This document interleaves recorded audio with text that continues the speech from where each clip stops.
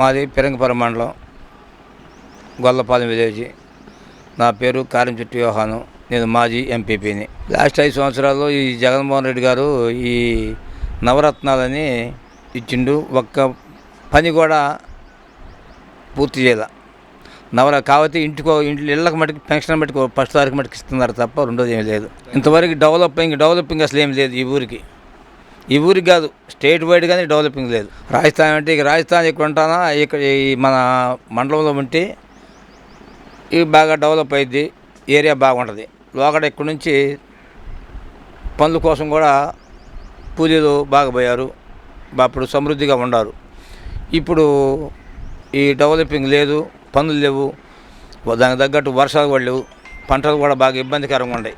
లోకడ చంద్రబాబు నాయుడు గారి ప్రభుత్వంలో శ్రావణ్ కుమార్ గారు ఎమ్మెల్యేగా ఉన్నప్పుడు మా ఊరికి 1,45,00,000 రూపాయలు ఎస్సీ ఎస్టీ సప్లాన్ గ్రాంట్ ఇచ్చారు. ఈ ఎస్సీ ఏరియాలో మొత్తం కంప్లీట్గా ఊరు బయట వరకు కంప్లీట్గా సీసీ రోడ్లు వేసాం. ఊరు బాగా డెవలపింగ్లో ఉంది. అప్పుడు పోయిన తర్వాత ఇప్పుడు చిన్న డ్రైనేజీ కట్టడం కూడా ఇంతవరకు డబ్బులు ఏమి ఇవ్వాల, ₹1 ఇవ్వాల.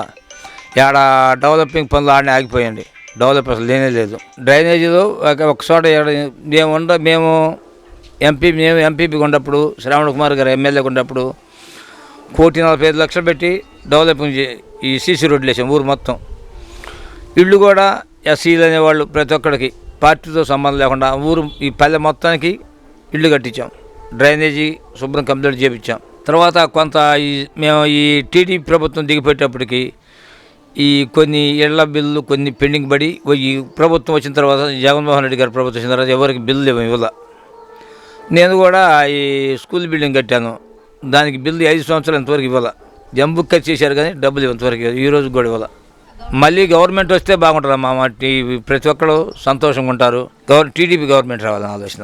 పెమ్మసాని చంద్రశేఖరరావు గారు, ఆయన డాక్టర్ పెమ్మసాని చంద్రశేఖరరావు గారు అంటే మాకు బాగా అభిమానం. ఎందుకంటే ఆయన పొలిటికల్గా రావటం, మేము అనుకుంది ఏంటంటే లోగడ మాకు ఎంపీ గల్లా జయదేవ్ గారు ఉండేవాళ్ళు. జయదేవ్ గారి కంటే నా వాయిస్ మెసేజ్ బాగుంది, జనంలో కలిసిపోతుండు, అందుకని ఏదైతే బాగుండదు అనుకుంటున్నాను. ఈయన దరిదాపులో 2 లక్షల చిల్లర పైసలు మెజార్టీతోటి ఎంపీగా గెలుస్తారని నా అభిప్రాయం.